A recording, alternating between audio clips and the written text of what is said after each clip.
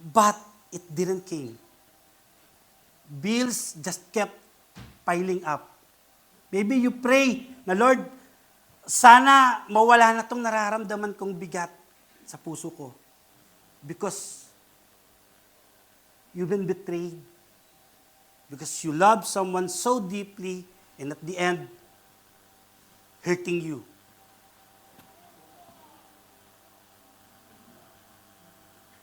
And then doubts creeps in.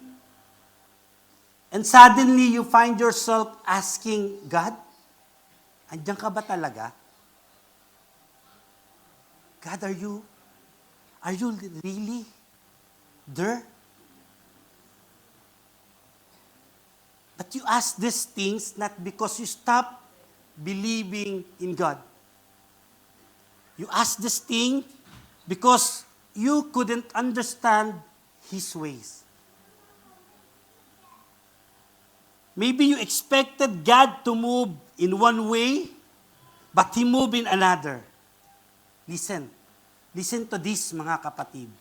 You are not alone. In that season of your life, you are not alone. In our text for today, there was a man who once stood boldly in the desert, proclaiming the coming of the Messiah. He baptized multitudes and even rebuked kings. Yes, mga kapatid, even the feared prophet John the Baptist experienced this. The prophet that once declared boldly, "Behold, the Lamb of God who takes away the sin of the world." Remember that? In my previous preaching, when he sees Jesus comes, when he baptizing in the Jordan River, no, nakita niya si Jesus parating. And then he shouted, "Behold, the Lamb of God who takes away the sin of the world." Actually, 2 beses niyan sinabi yan. Now, finds himself in a dire situation. In a dark prison cell. Simply what?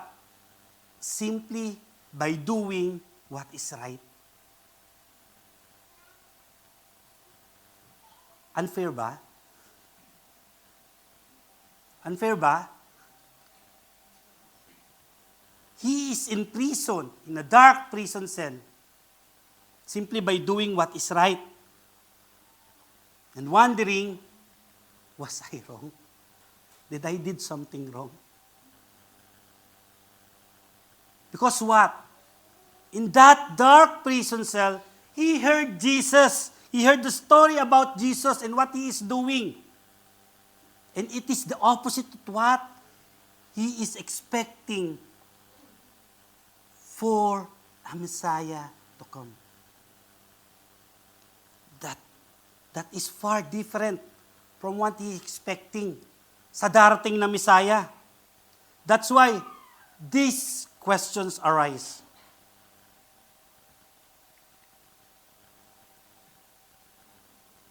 Are you the one who is to come? Or should we expect someone else?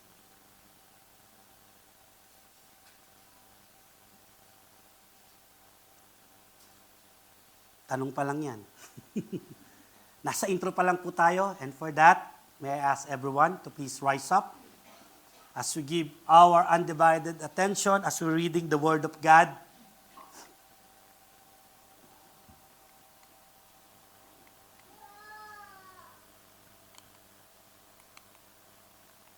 Okay. Nababasa po? Okay, ganun pa rin po yung gagawin natin. Palitan pa rin po tayo. Babasahin ko yung first verse and then kayo sa second verse and then palitan tayo and then sa last verse, sabay-sabay po tayo, okay? So, starting in verse 18, John's disciples told him about all these things, calling two of them. Verse 19,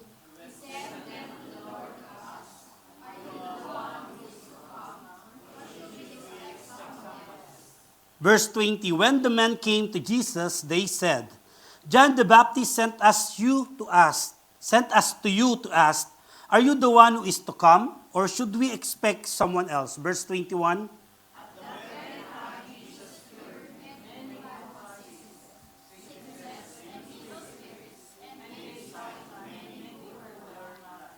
Verse 22. So he replied to the messengers, "Go back and report to John what you have seen and heard. The blind receive sight, the lame walk, those who have leprosy are cleansed, the deaf hear. The dead are raised, and the good news is proclaimed to the poor."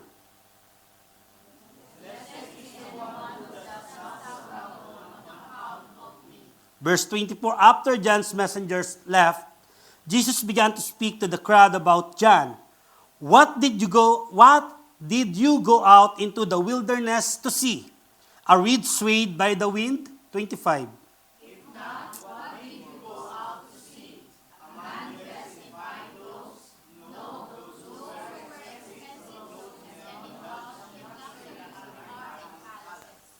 Verse 26, but what did you go out to see? A prophet? Yes, I tell you, and more than a prophet. Verse 27,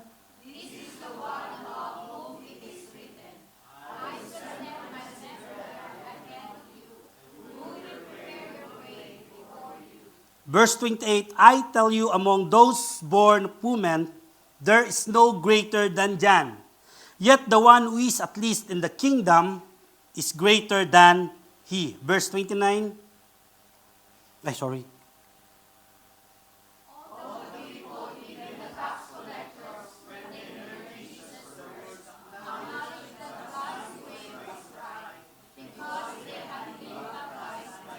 Verse 30, but the Pharisees and the expert in the law rejected God's purpose for themselves because they had not been baptized by John. Verse 31.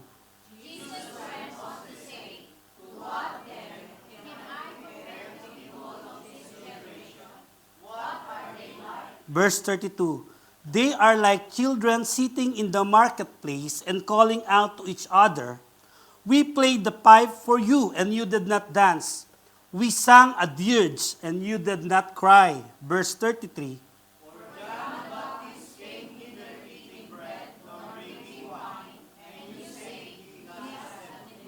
verse 34, the Son of Man came eating and drinking and you say, here is a glutton and a drunkard, a friend of tax collectors and the sinners. Verse 35 altogether now. But wisdom is proved right by all her children. To God be the glory upon reading His word. Let's bow down our head and let's pray. Lord, truly, Lord, it is all about you and it's all for you, Lord God. All for your glory, Panginoon. Lord, be magnified, be lifted up in our midst today, Lord God. Bless your humble servant, Lord God, with the wisdom, the boldness, Lord God. And bless this message, Lord God, with conviction, Lord God, in our hearts, Lord God, that we may understand, Lord God, through the wisdom that comes from you, Lord God, whatever words, whatever messages, Lord God, we hear today, Lord God. And Lord, give us the courage, Lord God, to apply this in our daily lives. Lord, bless each hearts, Lord God, na naririto sa tahanang ito, Panginoon, sa aming pakikinig, Panginoon. May your covering mercy be our protection in this place, Lord God. In Jesus' name we pray, amen. Makakaupo na po kayo. Good morning po muli sa lahat. Apo. Good morning po. Sa mga hindi po nakakakilala sa akin, ako nga po pala si Pastor Sherwin Yabaw. Ako po ay isa sa mga elders po ng church na ito. At sa mga bisita po natin ngayon, I've seen lots of new faces today. Welcome po sa inyo sa tahanan po ng Panginoon. And wala po kaming itinataas dito, in-honor, kundi lamang po ang salita ng ating Panginoon na nagmumula sa kanyang aklat. The Bible itself lamang po. Wala po kaming ibang itataas ditong pangalan, kundi ang pangalan po ng aming Panginoong Hesus lamang. Hindi po ang pangalan ni Pastor Joe, hindi po ang pangalan ni Pastor Sherwin. Ang inyo pong maririnig na papupurihan natin dito, or ang pangalan ni Pastor Ronnie, kundi po ang pangalan po ng ating Panginoong Hesus lamang. And thank you for this very privilege po na binigay sa atin ng Diyos na muli makapagsama-sama po tayo sa tahanang ito at makapag-aral po ng salita ng Panginoon. And as you can see po, sa akin pong preaching, I am in the series po sa book ni Luke. At right now po, nasa kalagitnaan na po tayo ng chapter 7. Tapos na po natin yung dalawang miracle na ginawa ng Panginoon. Ano nga po yung una? The healing of the Amen. Ang dami Centurion servant po. And then number 2 is what? Raising the dead. Amen. So at the city of Nain. So yun po yung tinakal natin last time. And then now, this is the transition stage in the book of Luke. No, in this chapter 7. We see here that in verses 18 and 35, it takes place after John the Baptist, mga kapatid, is in prison. Hearing yung mga ginagawa ng Panginoon outside the prison cell, John sends messenger to ask Jesus this question. Are you the one who is to come, or shall we look for another? Sounds surprising, right? Sounds surprising? Na-surprise ba kayo? Nagulat ba kayo? Ganyan gulat. Diba? Bakit hindi? Sa umpisa ng book na to, nakita natin how boldly John proclaimed who Jesus is. Diba sabi pa nga niya in baptism, hindi nga ako worthy na magkalag ng kahit ng panali ng yung sandalyas. No? Ng yung pangiyapak. And even he testified through the guidance of the Holy Spirit about who Jesus is because sabi sa kanya, kung sino man yung dadapuan nung dove-like images that comes from heaven above at doon magi-stay, he is the Messiah. Diba? And he sees that. And he even hears audibly the voice of the Father confirming this, that this is my Son whom I pleased. Diba?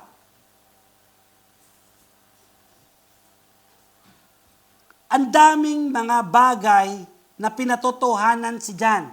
In fact, yung buhay ni John is, the very purpose is ihanda yung pagdating ng Messiah. Sa tiyan pa lang niya, di ba? During nung makita si Elizabeth at si Mary, pareha silang preggy. Ano nangyari? Di ba si John, si baby John sa tiyan ni Elizabeth, he leaped. He knew even that inside the womb who Jesus is. No? But here, nakita natin that the bold forerunner of Christ now wrestling sa doubt. He's now wrestling with doubt. Parang ang hirap. Ang hirap ng transition. Ang init-init mo, iyon yung purpose ng buhay mo, and now you're wrestling with doubt. By the way, this Luke 7 has already been, in this chapter po, Jesus has already been ministering for over a year. For over a year. So, after that baptism, it is safe to conclude that since John has been in prison since early in Jesus' ministry, mababasa natin in Luke 3:20 and even in Matthew 4:12, this event happens around midpoint na ng ministry ni Jesus Christ. So how many years yung ministry ng ating Panginoon? How many years? 3. So in midpoint na, mga 1.5 na yan. So roughly 18 months. So it is happened before the feeding of the 5,000 in Luke chapter 9 and long before the crucifixion. So these long seasons of waiting and hardship and turmoil, by simply doing what is right, is what likely fed doubt in John's mind. No? Sino rito yung nakaranas ma-anxiety nung COVID? Sino rito? Yung nakaranas magkaroon ng anxiety. Kami. Di ba? Halos lahat tayo.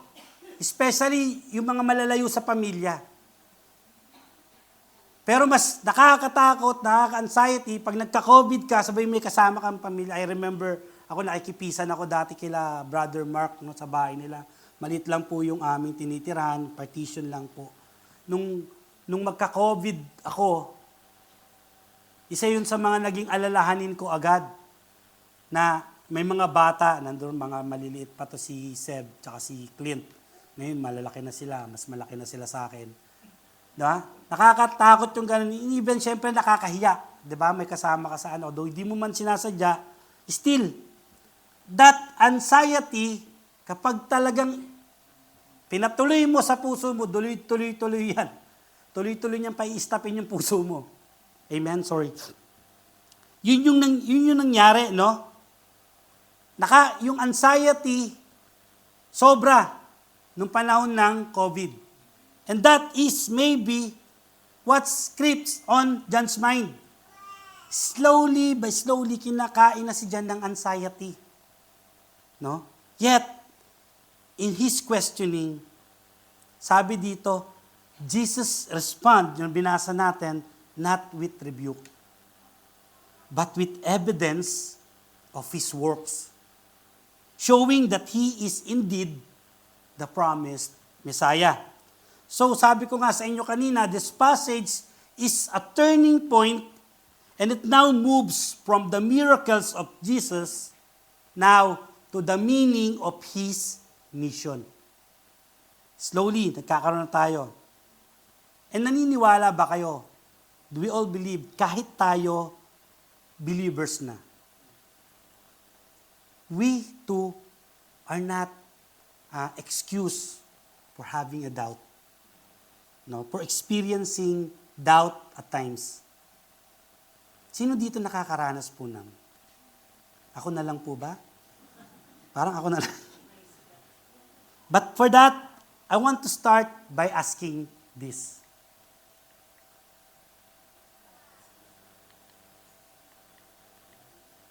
How do we respond when life doesn't look like what we expected from God?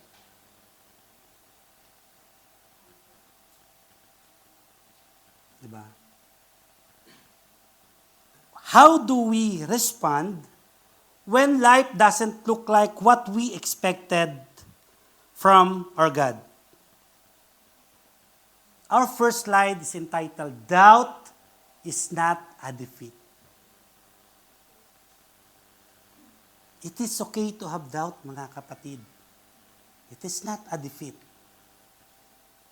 It is not yung parang binibetray mo yung faith mo. If it's handled properly, it's an invitation to a deeper faith. Naniniwala po kayo doon? John questions, are you the one who is to come or shall we look for another? Here, in this verse, surely John is confused. Why? Because Jesus isn't overthrowing yung Roman Empire. Jesus is not judging sinners like he expected for a Messiah to come. Maybe some of you are confused too. Bakit si John nag-aas ng ganito? But let me give you a bit of a historical background sa puntong ito ng buhay ni John.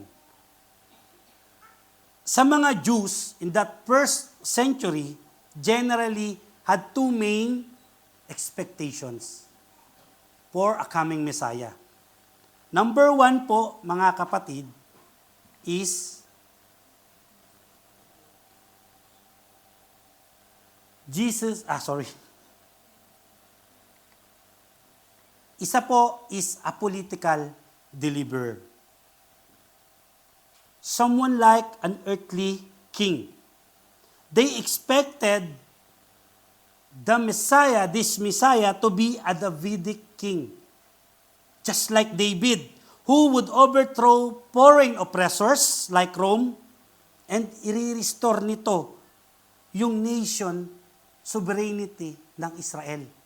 This is what they are expecting, mga kapatid. In Jeremiah 23:5-6, kung babasahin nyo at bubuksan ang inyong mga Bible, makikita nyo rito, sabi doon, the days are coming, declares the Lord, when I will raise up for David a righteous branch, a king who will reign wisely and do what is just and right in the land. In his days, Judah will be saved and Israel will live in safety. This is the name by which he will be called, the Lord our righteous Savior. And this is a restoration promise that comes from the Lord. The Messiah who is to come brings deliverance and peace. And in sa last book ng Old Testament, sa book ng Malakay, the last Old Testament prophet that has been mentioned in chapter 4, verse 1, sabi dito, surely the day is coming. It will burn like a furnace. All the arrogant and every evildoer will be stubble. And the day that is coming will set them on fire, says the Lord Almighty.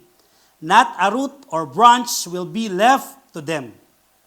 Ito po yun, because yung situation ng Jews is sobrang hirap, no? Yung persecution na nararanasan nila under this Roman situations, no? This fed into the expectation that when Messiah comes, He would bring swiftly judgment sa mga taong ito na nagpapahirap sa kanila. That's why, mga kapatid, sa unang bahagi ng Luke in chapter 3, verse 16 to 17, si John mismo, sinabi niya rito, even now the axe is laid to the root of the trees. Every tree, therefore, that does not bear good fruit is cut down and thrown into the fire. He will baptize you with the Holy Spirit and fire. His winnowing fork is in his hand, and the shaft he will burn with unquenchable fire. So here, sa ating pong narinig, John is expected na yung Messiah will bring immediate judgment sa mga wicked and purification sa kanyang chosen people. So, under oppression, they are focused more on this political king expectation. No? Siyempre, sino bang hindi? Ilang taon na silang nakakaranas nito sa Jews. Yung unfairness ng treatment sa kanila, yung pagmamalupit, di ba? Sa sarili nilang bansa pa mismo. So, it really, no, yung parang driving force ni John para magkaroon ng doubt. Kasi iba yung naririnig niya. Iba yung naririnig niya. And he is in prison. Hindi niya personally na nakikita yung mga nangyayari outside. No, nakikibalita lang siya, nakikimarites lang siya sa kanyang mga messenger. He expecting a political king, someone who is very firm, very mighty, na palalayain sila under oppression nitong Roman Empire. Pero ano to? Ano tong naririnig ni John?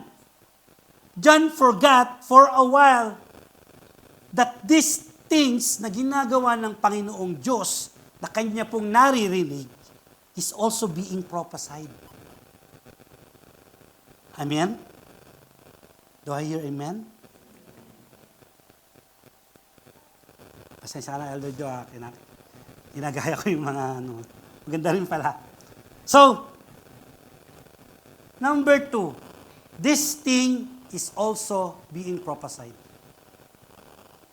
A Messiah who is about to come is also a spiritual deliverer. He is also a spiritual deliverer, a redeemer who is anointed to bring good news and also healing and also liberty.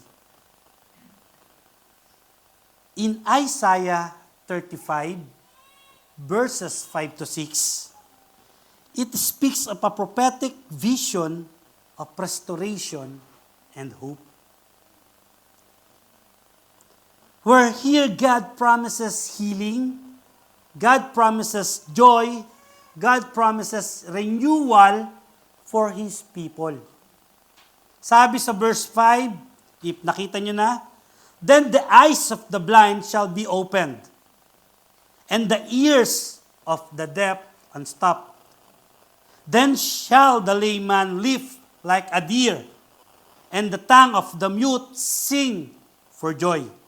For waters break forth in the wilderness, and streams in the desert.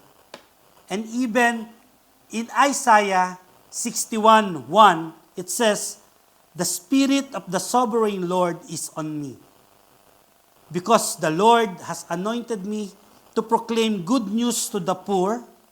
He has sent me to bind up the brokenhearted, to proclaim freedom for the captives, and release from darkness for the prisoner. And with these great propositions, Jesus respond sa mga messenger na pinadala ni John. Anong sabi ni Jesus? This one. Look, the blind see, the lame walk, the dead raised, and what? The poor hear the good news. Not just the privileged one. Even the poorest of the poor heard the good news. Notice Jesus doesn't give them a yes or no. Pwede naman, di ba? Pwede naman, but He doesn't give them a yes or a no. Parang, sige, hulaan nyo. Ito yung ginagawa ko. Di ba? Instead, He points out to this evidence. And this was, mga kapatid, kung babalikan natin ng Isaiah 35 and Isaiah 61, this was a direct fulfillment of what prophet Isaiah is being prophesied. Amen? In other words, Jesus is saying sa mga taong ito, look at my works. They testify about me. I am the Messiah. Imagine nyo may tao nagtatanong, someone to prove, does Son really exist? Pero nakatayo siya under His rays. He feels yung rays, yung warmth ng sun. You cannot touch directly the sun. Yes, amen? But yung rays niya, it proves yung reality na merong sun. Amen? Did you get my point? So, in the same way, mga kapatid, giving this illustration, the works of Jesus, yung healing, yung forgiveness, yung transformed lives, are the rays that prove that He is. Amen? That's why hindi po siya sumagot ng either yes or no. But He points out to the evidence of who He is. Listen to this, brothers and sisters, mga kapatid. Doubt doesn't mean you've lost your faith. If you're ever experiencing doubting season right now, this is for you. Doubt doesn't mean you've lost your faith. It means simply you're searching for truth. Amen? Palakpakan po natin ang Panginoon. Amen, mga kapatid.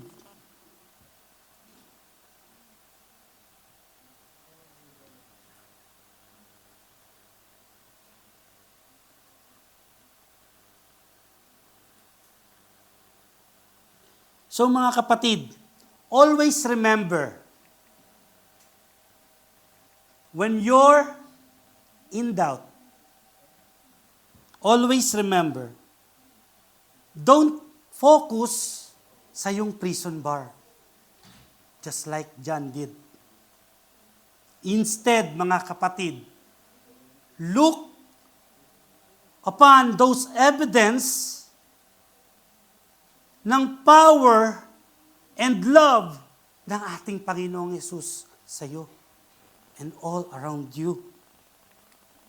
Look at His works in Scripture para hindi ka maswayed. Amen? Look at His works in your life. Hindi ka mamaliin yan. Kasi pag wala kang nakikita, alam mong hindi ka tama. Amen? So kung may nakikita ka, alam mo na tama ang Diyos sa sinasabi niya. And look at His works in the lives of others. Tingnan mo yung nasa paligid mo. Dati umattend lang sila para magbalot ng manok. Ngayon, pastor na. Hindi ko na sasabihin kung sino yan. Wala tayong clue na binibigay dito. Baka sabihin, nagmamartes tayo. Look at His works in the lives of others. Diba? Look, binago ba ng Diyos yung asawa ko? Binago ba ng Diyos yung mga mahal ko sa buhay? Binabago ba ako ng Diyos? Kasi ang dami-daming tao nakikipag-away sa akin, pero parang hindi na ako apektado. Ang dami-daming parang nagpo-force sa akin para i-denounce yung faith ko. Pero parang mas lalo kong nagiging faithful sa aking Panginoon. Mas lalo kong nakikilala ang Diyos ko. Mas lalo kong gustong ilapit yung aking pamilya, yung aking sarili sa Panginoon. Look at these finished works. Mga kapatid, when you are in season of doubts, ito yung dapat mong gawin. Doubt may blur your vision, yes. But Jesus' works are a crystal clear testimony of who He is. Amen? He is our Savior. Amen? Did He save you? Itaas nga ang kamay ng mga naligtas na. Amen. Diba?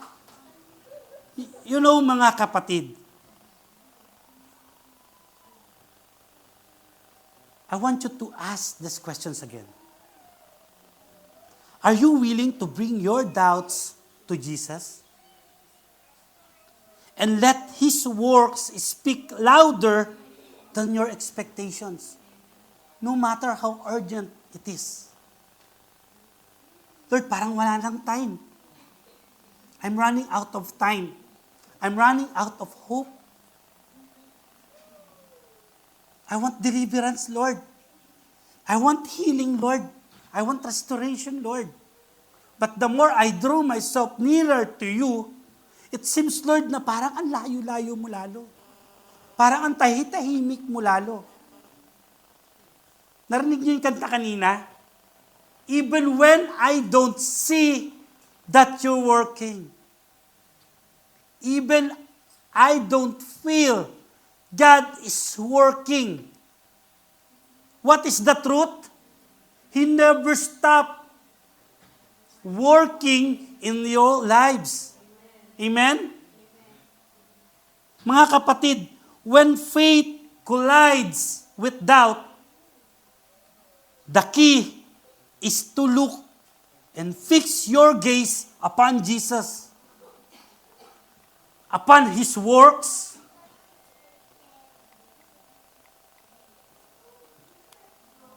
Nakakasira na naman ang momentum to.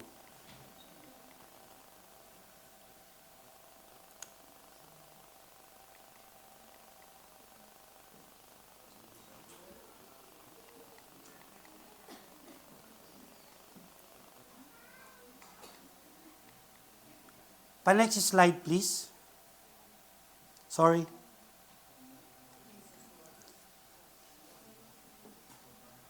Okay. Okay, thank you. It's working now. Focus in Jesus.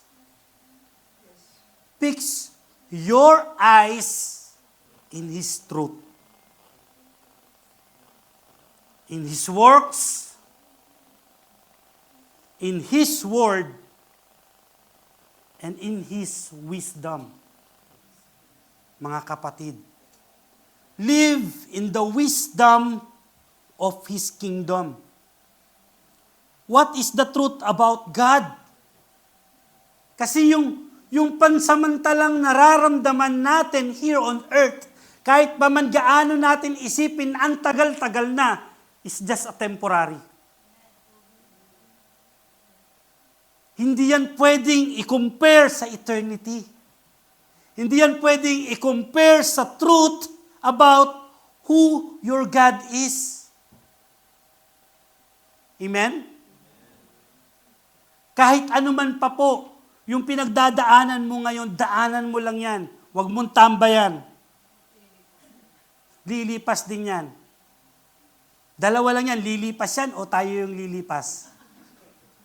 Pero at least lilipas talaga. 'Di ba? But here, focus in this truth. That Jesus' work is true. You can trust His word and it gives you the wisdom in His kingdom for you to overcome whatever it is na darating pa po sa iyong buhay. Amen? And ito yung maganda. Hindi niya ni-rebuke si John. Hindi siya nagalit kay John. 'Di ba? John is in his doubting season. Pwedeng sabihin ng Lord, John, ano ka ba? Yan nga yung purpose ng pagpunta mo dyan eh. Patotohanan mo kung sino ko. Tapos ngayon tatanungin mo, sino ko? Kung ako ba to? 'Di ba? But here, this is the wonderful truth, mga kapatid, that I want to continuously share to you. After John's messenger leave, Jesus turns sa crowd. He doesn't shame John for his doubt. Tayo, pag may nag-doubt sa atin, pag may sinabi tayo, tapos medyo nagda-doubt sa atin, parang kayaan na to. Pang wala kaya tang tiwala sa walang pera. Di ba? Pero pag ito, this is Jesus. And this is John in his doubting season. But instead of shaming John, he turns into the crowds and honor him. You see? Jesus' words about John is this: among those born of women, none is greater than John. Amen? So here, we see that in this verse, God's kingdom redefines greatness. Amen? Malapit na yung aking partner. So, you see, in God's kingdom, greatness is being redefined. Kung ano yung greatness sa tao, hindi yan yung sa Diyos. Hindi yan yung sa Diyos. Why? Because John's role was to point to the Messiah. Sabi niya rito, sa pagpapatuloy nun, none is greater than John, and then this, yet the one who is least in the kingdom of God is greater than John, greater than he. You see how God redefines greatness, the term greatness. No? Because John's role was to point to the Messiah. But we, mga kapatid, who we are citizens of God's kingdom. Sabi rin, yung pinaka-least sa kingdom ng God is greater than John.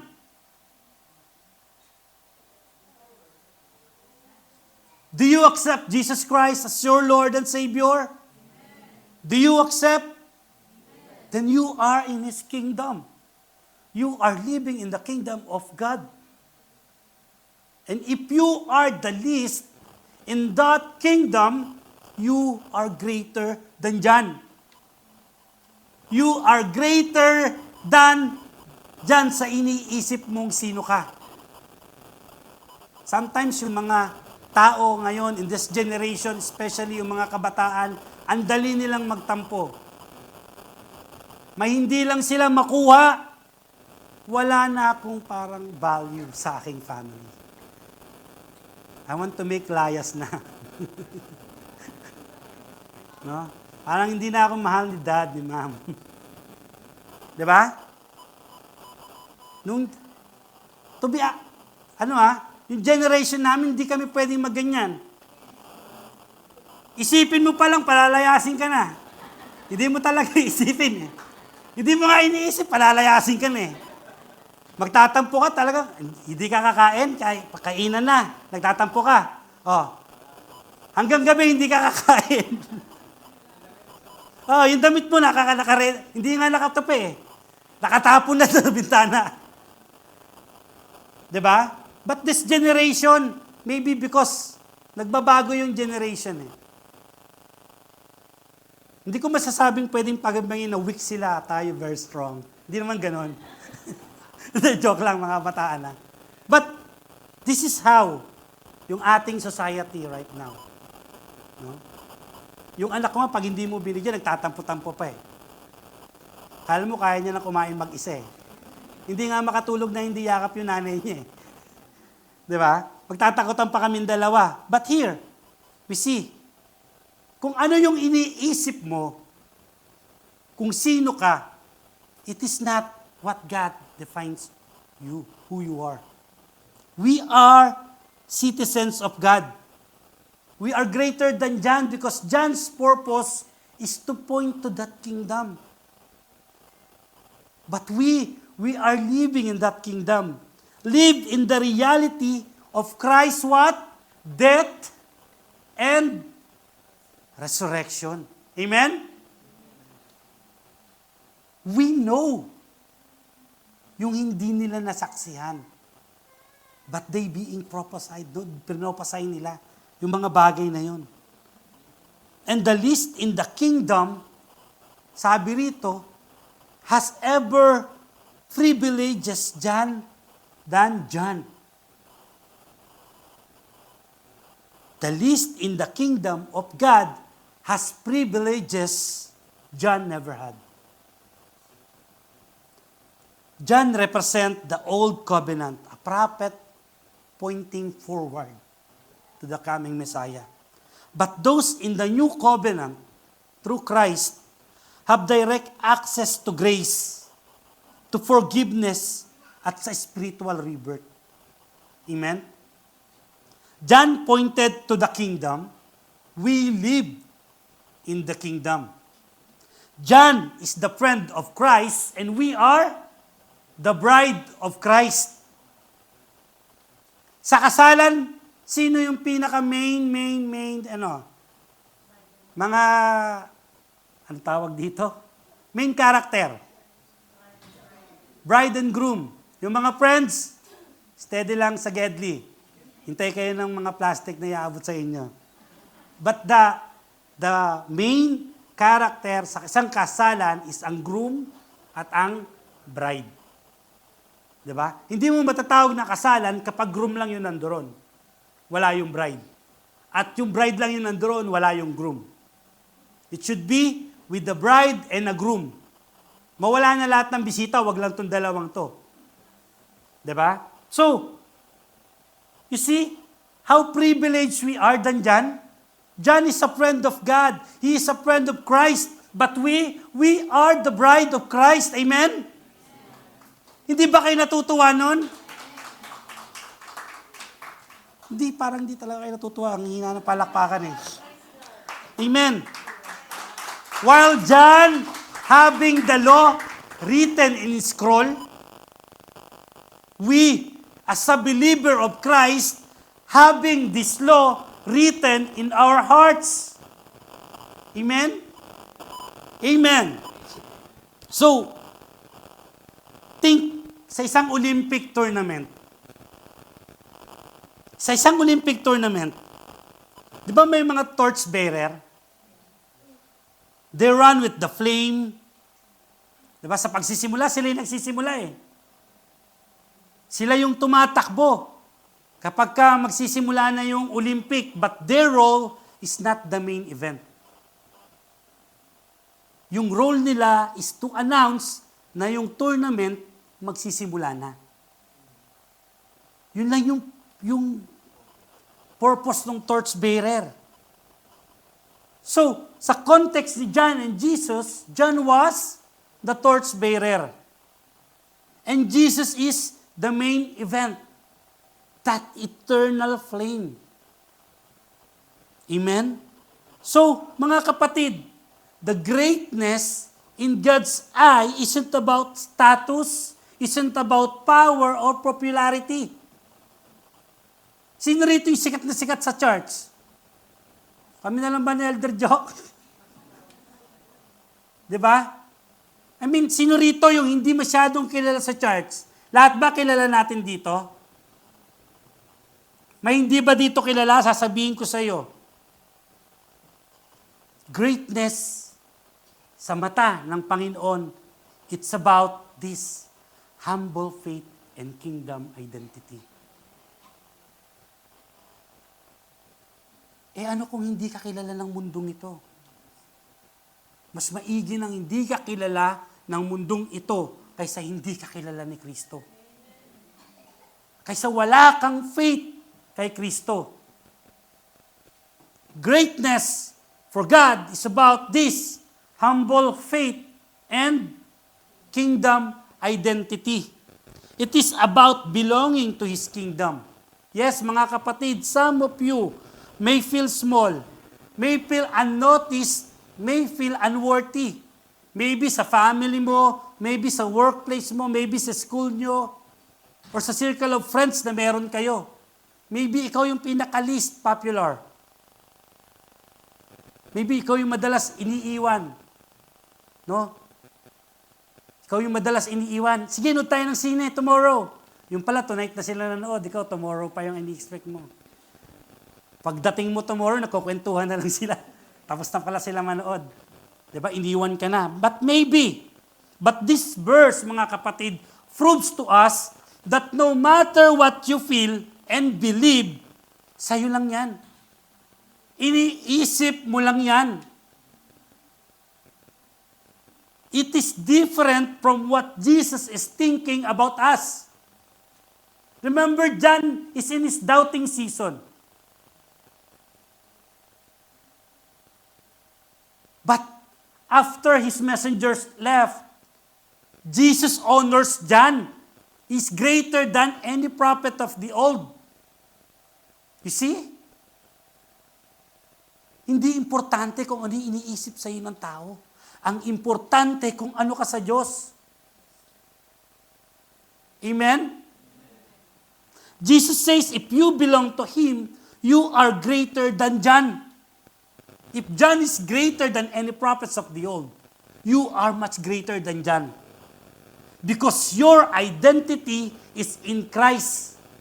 Christ is your greatness.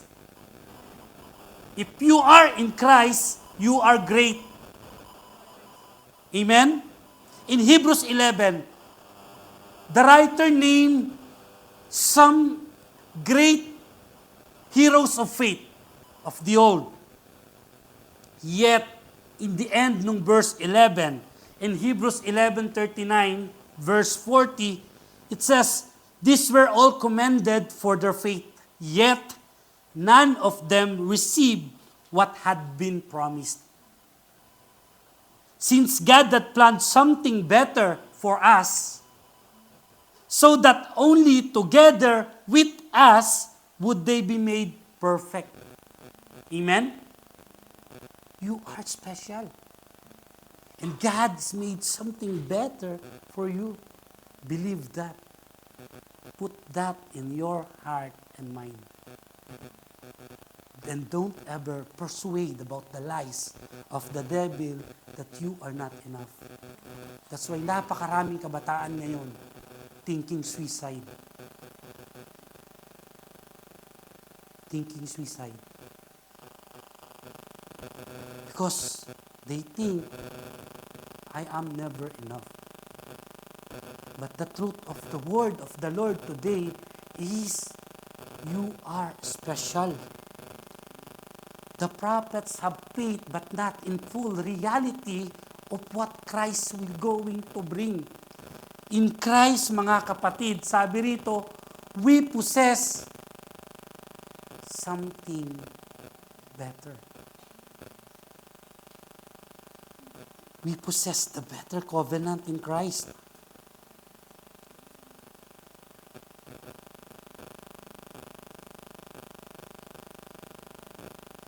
They just long, mga kapatid, ng mga bagay that we have right now through Christ. In John 1:12, mga kapatid, it says this, you are a children of God. Sabi dito, yet to all who did receive Him, who's Him? Who's Him? Jesus. To those who believe in His name, He gave the right to become children of God. You see, in this context, mga kapatid, our greatness surpasses even the prophets because we are not just servants of the Lord, but sons and daughters of the Most High. Amen? And in 2 Corinthians,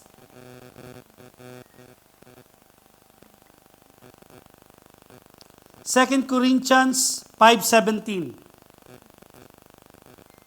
Sabi rito, we are new creation. Bago ka na. Binago ka na ng Diyos. Ano man yung mga bagay na nagawa mo before, huwag mong tingnan dyan yung worthiness mo na. Binago ka na ng Diyos. You are a new creation indeed. Therefore, if anyone is in Christ, the new creation has come. The old has gone, the new is here. Amen? Prophets pointed to the new covenant. They just simply looking that covenant far beyond. But in Christ, we lived in it. Our identity is not old self-defined, but new self in Christ. That's your identity. You are His children. You are a new creation. And yes, in 1 Peter 2:9, you are a royal priesthood. Napakahalaga ng role mo sa kingdom ni God. You're not just an ordinary servant. You are a royal priesthood. But you are chosen people, a royal priesthood, a holy nation, God's special possession. Amen? Prophets serve God's plan, but believers now carry a royal priestly identity through Christ. Amen? Palakpakan po natin ang ating Panginoon. So mga kapatid, if you are in the season of doubt, remember this mga kapatid. Remember this.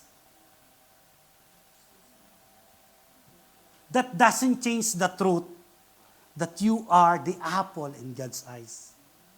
Even you are in the seasons of doubt. Just like Israelites in the desert, in the story in Deuteronomy 32:10.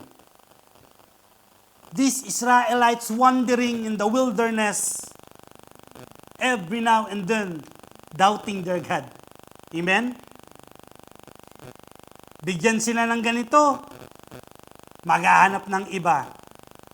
Bigyan sila ng ganito, maghahanap ng iba. 'Di ba? Wala silang kakontentuhan. Lagi silang nagda-doubt. Bakit kami naririto? Para lang ba patayin? Sana doon na lang kami sa Egypt. Nakakakain pa kami ng maayos. 'Di ba? But even in that situation, na meron ng Israelites sa kanilang Diyos. Sabi sa Deuteronomy 32:10, He found him in the desert land and in the howling waste of the wilderness. He encircled him, he cared for him, he kept him as the apple of his eye. Do you believe, just like the Israelites, you are the apple in God's eye? Hindi yung bulok na apple, ha? You are the apple in God's eyes. Itong mga Israelites na to often doubted their God, but He still guarded them closely. And in Psalm 17:8, David prays in times of fear and uncertainty. Sabi niya, keep me as the apple of your eye. Hide me in the shadow of your wings. You see? David showing that even when faith feels weak, God still protects His children. And that is the truth na hindi natin pwedeng baliin. Amen? And in Isaiah 49:14-16, sabi rito, But Zion said, The Lord has forsaken me. My Lord has forgotten me. This is their charge to their God. Can a woman forget her nursing child? Says the Lord. Even this may forget, yet I will not forget you. Behold, I have engraved you in the palms of my hands. Alam niyo yung in-engrave? Hindi yan basta-basta lang nilagay dyan. Inukit yan. Bigyan ko kayo example, Elder Jo. Inukit yan. Nakaukit yan. So hindi yan basta-basta mabubura. Kahit anong gawin dyan, hindi yan basta-basta malalaglag. Ganun, inihalin tulad ng Diyos yung kanyang pagmamahal sa atin. Yung kanyang assurance na hindi tayo kinalilimutan ng ating Diyos. Even, yes, in our seasons of doubt. The question is, are you chasing worldly greatness, mga kapatid? Or embracing your identity in Christ?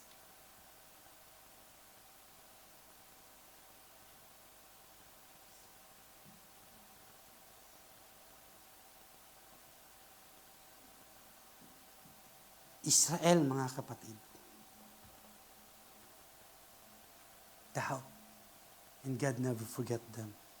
Now, Jesus turns to the crowd at this next slide and expose their hearts. Let's look, mga kapatid, sa response ng mga tao.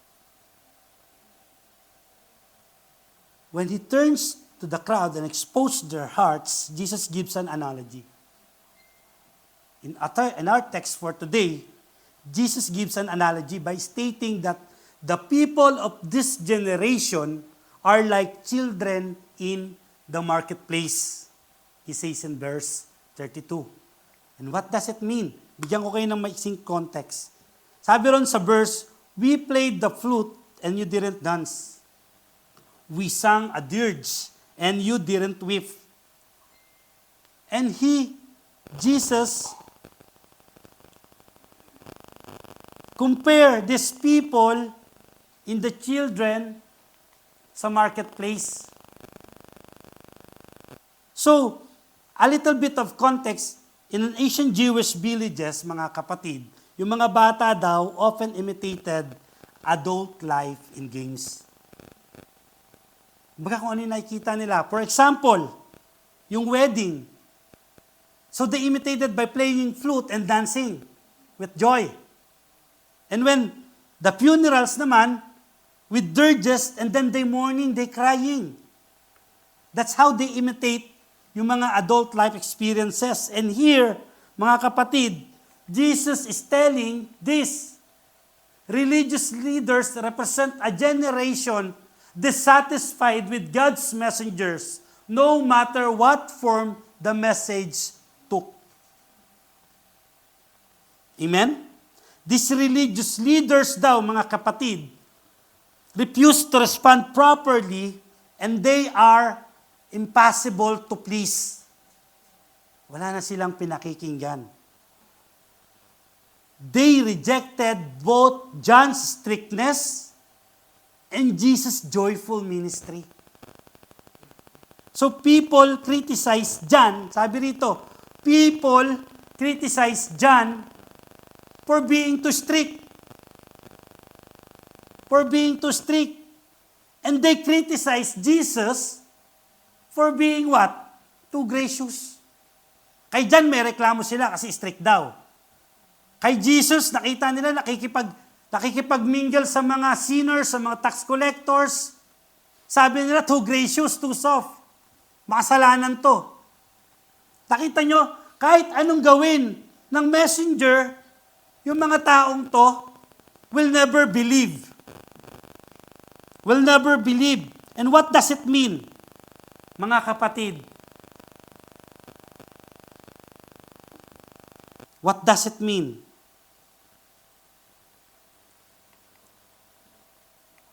Slide please. Many reject Jesus.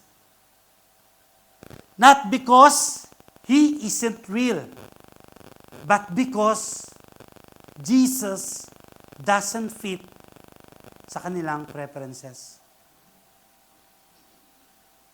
They want a God na sukat sa kanilang gusto. They want a God na hindi ginajudge or hindi i-judge kung ano yung gusto nila. Hindi sasabihing mali.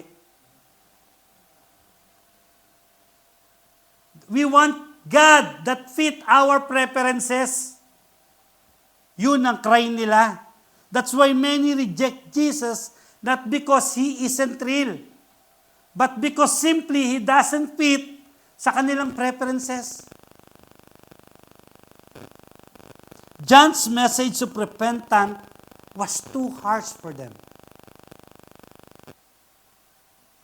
Diba si John very bold? Wala nang intro-intro. Magsisisi ka. Magsisi ka. Biro mo makita ka na dyan, di ka kilala, magsisi ka. Wala nang intro-intro, wala nang, anong pangalan mo? Di ba tayo, minsan hirap na hirap pa tayo makikonek sa tao, lalo pag di natin kilala. Di ba? Pero ito si John. Ganito si John, and sabi nila, the message of repentance John's brought was too harsh for them. And now, here comes Jesus. And then sabi nila, the message of grace was too generous for them. Hindi na sila dapat pang kaawaan. Sila yung makasalanan. Bakit ka nakikihalubilo dyan? They are tax collectors. Most hated person during that time. But here, mga kapatid, their rejection was not about the style. It was about their unwillingness to repent and believe.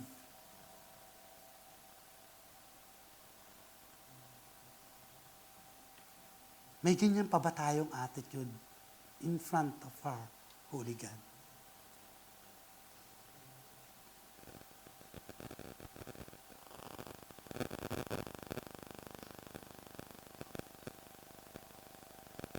The passage ends with contrasting responses. Sabi ng Panginoon, some people like the tax collectors accepted God's plan. Biro mo kung sino pa yung sinasabing makasalanan, yung hindi dapat kaawaan, they are the one accepted God's plan. And others, like the Pharisees and the Sadducees, rejected it. Why? Because the gospel, the message na meron ng ating Panginoong Jesus, confronts our pride. It confronts our comfort zones and our control. Dahil ko sinasabi sa Bible study na, it is not I. That I should be bent. Now it's C. It's Christ. Controlled life.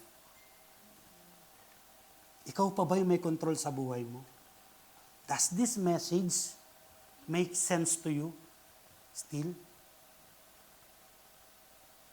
Or anytime, pwede mong baliwalain lang. Pakikinggan, lalabas. Pakikinggan, lalabas.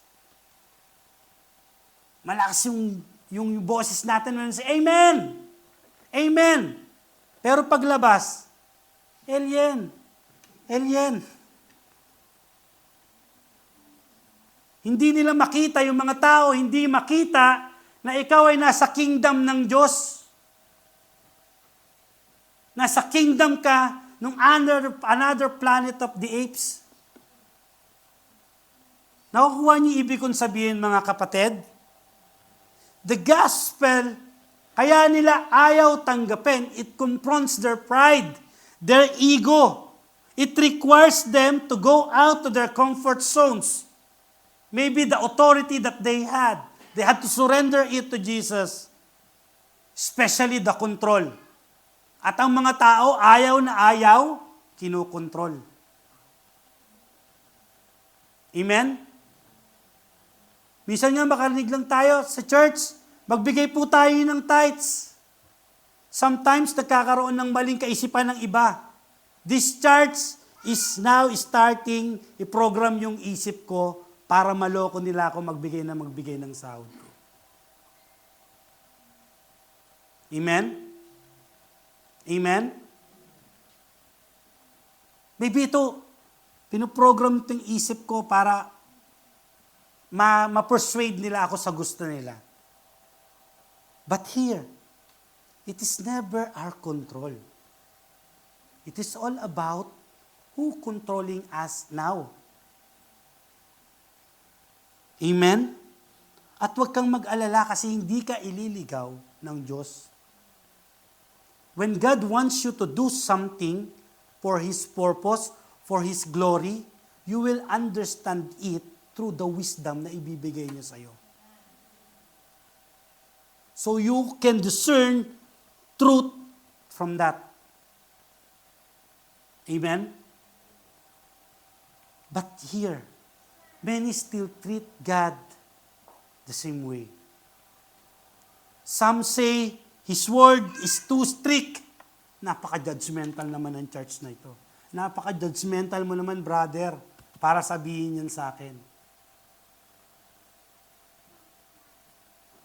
Diba? Lalo na kapag sinabi natin sa isang tao, yung kahihinatnan niya habang siya'y nagkakasala at wala sa Diyos. Mapupunta ka sa what? Hell.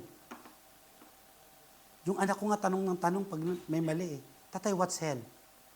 If I do this, I will go to hell? What is hell? What is there? But that's the truth. That's the point. Pag wala ka kay Kristo, mapupunta ka sa hell. At kapag ikaw ay tumanggap sa Panginoong Jesucristo, saan ka mapupunta? Sa heaven. At hindi ko pwedeng baliin yon para lang magsut sa pandinig mo. Na pagka ikaw wala kang Kristo sa buhay mo, sa impyerno yung bagsak mo. And now, when you're telling this to people, they said, napaka-judgmental mo naman, brother. Ay, hindi naman ako ganun kasama. And when you say, okay lang yan, mahal tayo ng Diyos. Mahal tayo ng Diyos. Now you say, His grace is too wide. That's too easy. So anong gagawin ng mga tao? Wala silang kailangan gawin. God is love. God is going to accept me as who I am. So I am a butterfly. And it's okay. I will do things gusto ko. And that's okay to my God.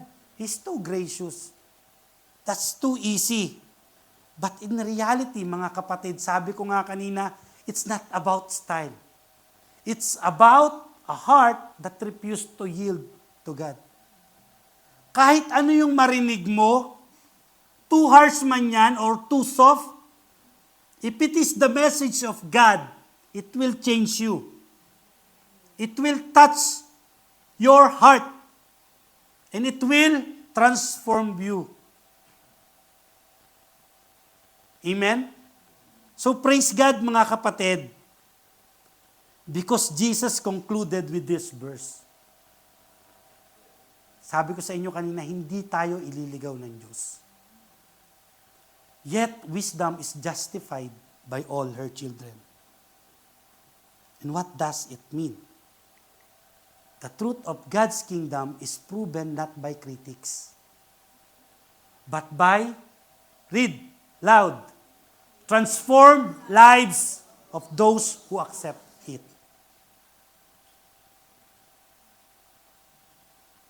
May transformation bang nangyari sa inyo? May transformation bang nangyayari sa iyo?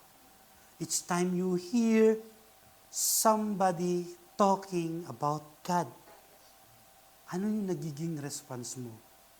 Is it okay? Okay lang. Alis, balik, alis, balik, alis, balik. Makinig, hindi makinig. Okay lang. Hindi ko kailangang umupot magbabad. Or, meron kang reverence sa puso mo. Each time you hear the message of the Lord, the truth, sabi ko mga kapatid, is not proved by the critics. It's about your transformed lives. It's about your transformed life. Remember what happened to the crowd. Mga kapatid, after Jesus raised the son, yung widow's son, ano nangyari? In Luke 7:16, sabi ron, and there came a fear on all. Nagkaroon ng takot. Nakita mo ba naman yung patay na buhay eh? Nagkaroon ng takot, pero ano yung takot? Ano yung naging result daw ng takot? Nagtakbuhan ba sila? Sabi rito, and they glorified God. It is a reverent fear. Reverent fear. They saying that a great prophet is risen up among us and that God has visited His people. And how does this fear relate to wisdom in our text today? Kasi sabi rito, yet wisdom is justified by all her children. In Proverbs 9:10, mga kapatid, sinasabi rito, what? The fear of the Lord is the beginning of all wisdom. And the knowledge of the Holy One is understanding. Again, the people in Nain fear God and it results glorifying God. They see the signs, they see this miracle that only God can do. Nagkaroon sila ng takot sa mga puso nila and they glorified God. Amen? But these religious leaders, mga kapatid, in our today's text, is what? Is what Proverbs 1:7b says. Sabi ron, they are the fools who despise wisdom and instruction. Because they think they are good, too good for this message. Hindi naman ako pumapatay eh. Hindi para sa akin yung message na yan. Hindi naman ako nagnanakaw eh. Hindi para sa akin yung message na yan. They think they are too good for this message. They are what? Sabi sa Proverbs 1:7, they are fools who despise wisdom and instruction. They are thinking this message is not for them. Are you sitting there right now thinking the same thing?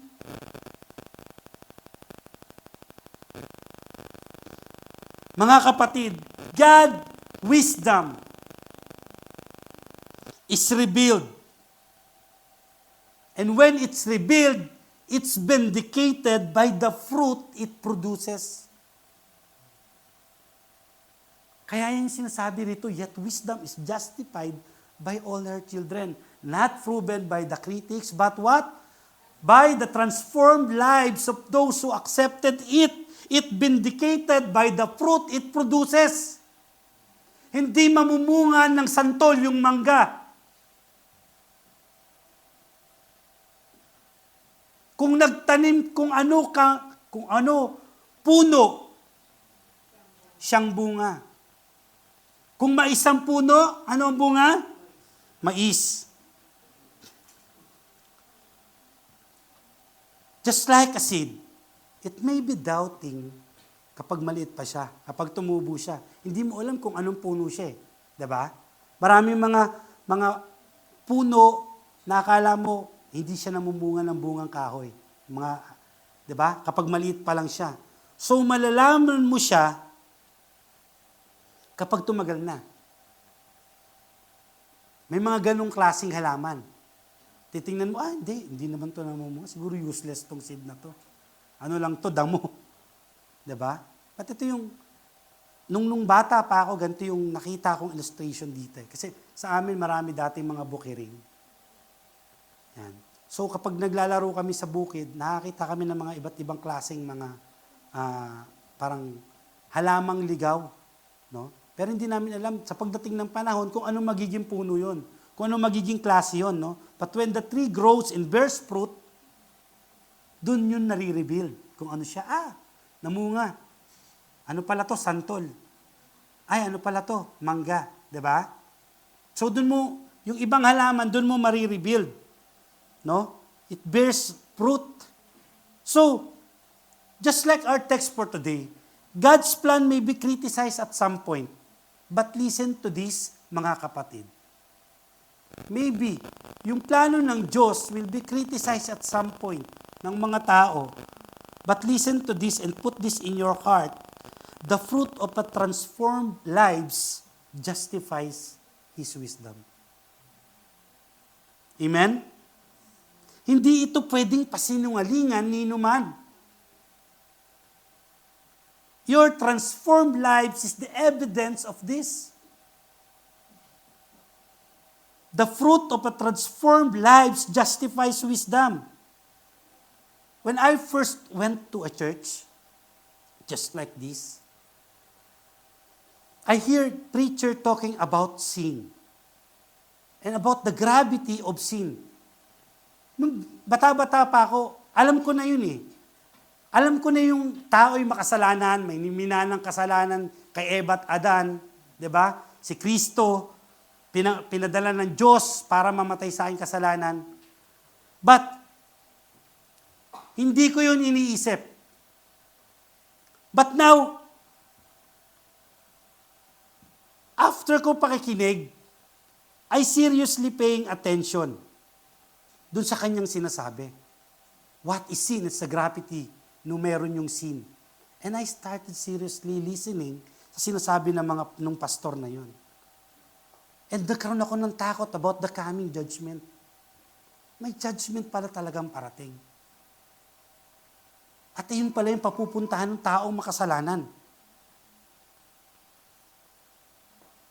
But praise be to God, kasi hindi doon nagtapos yung preacher.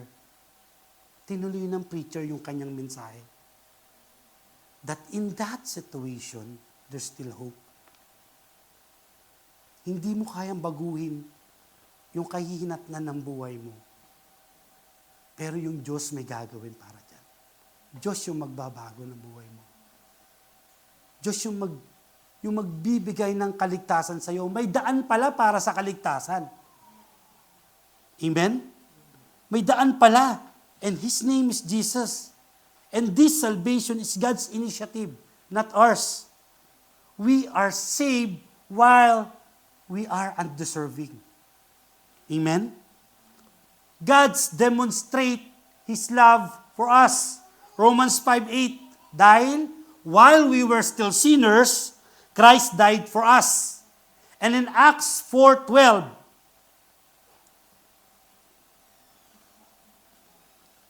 And in Acts 4:12,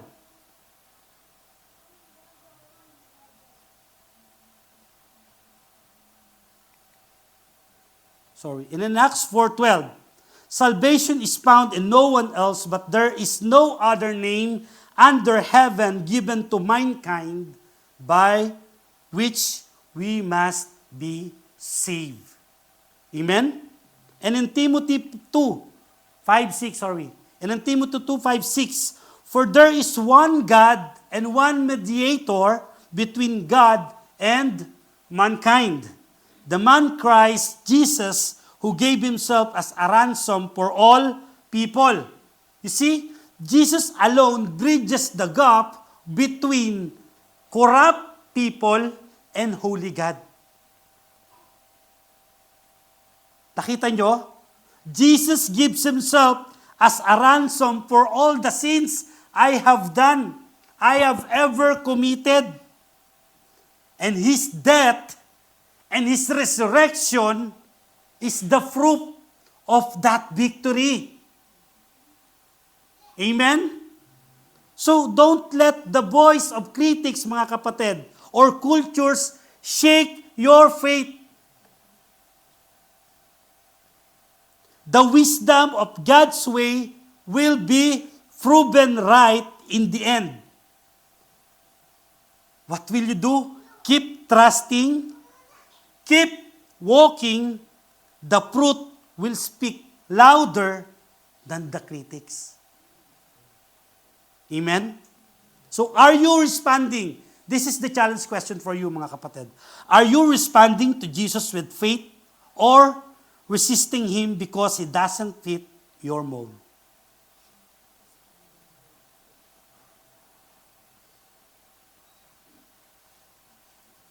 Anong sagot nyo, mga kapatid?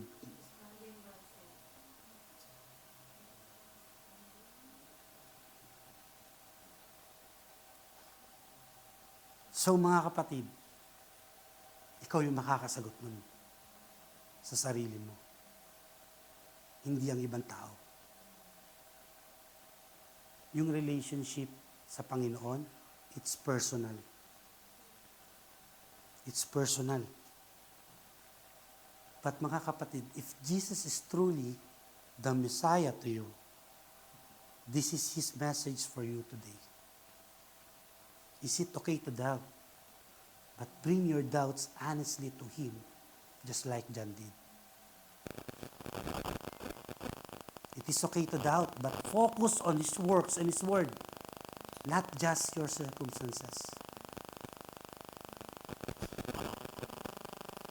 It's okay to doubt, but redefine greatness in your life, not by your achievements, or kung ano ka at kung sino ka, but by faithfulness to God's kingdom. But sabi mo nga, but what if I keep doubting? Pastor, what if I keep doubting? Hindi mo wala eh. Hindi ko maiwasang hindi mag-doubt. But what if I keep doubting? Mga kapatid, doubt does not make you a failure. That's why I told you it is okay. It is okay to doubt. But doubting is not a failure. It's not making you a failure. In fact, doubt is not the opposite of faith. It is unbelief. Amen? It is unbelief. Yes, mga kapatid, a season of doubt can be a doorway to a deeper faith. Doubting is okay if you not allow doubt to slide in denial and you take it to Jesus. This is the important thing. It's okay to doubt, but you have to take it to Jesus. Tingnan mo yung mga visible evidence, yung mga facts sa paligid mo, sa sinasabi ng Bible, hindi sa circumstansya na meron ka. Hindi sa mga panandaliang bagay na nararanasan mo. Then gagawa ka ng final decision out of temporal emotions. No. It is written. This is the truth. Ito yung itinataas ko sa preaching kong ito today. It is okay to doubt just like Dan, but take it to Jesus. Don't take it personally sa'yo. And let it slide to what? Denial. Amen? Tinatawag ko ang UPM. Mga kapatid, when faith meets doubt, Jesus points us back to His works, to His kingdom, and to His wisdom. Our calling po, mga kapatid, to trust Him even we don't understand.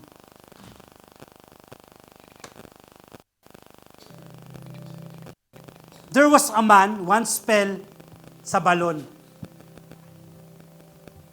And someone lowered a rope. In his hopelessness, someone lowered a rope.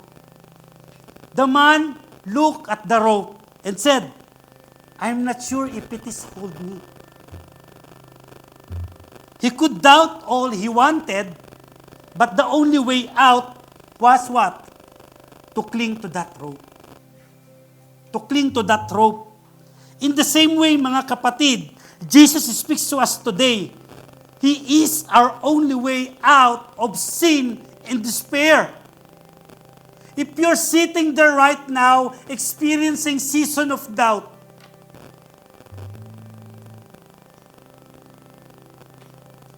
Lord, naririnig mo ba talaga ako? Lord, naiintindihan mo ba talaga ako?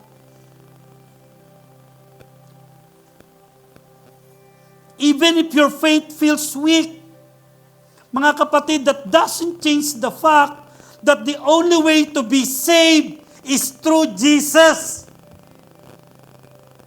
Cling to Him. He will not let you fall.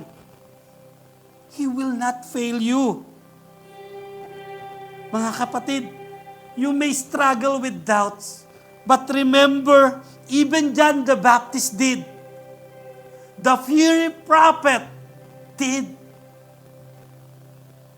And Jesus still call him great. Amen? Mga kapatid, God isn't threatened by your questions.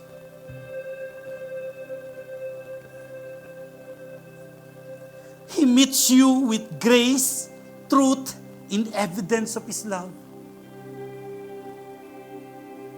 And Brother Ralph, Elder Ralph, has a great testimony of that. He once there.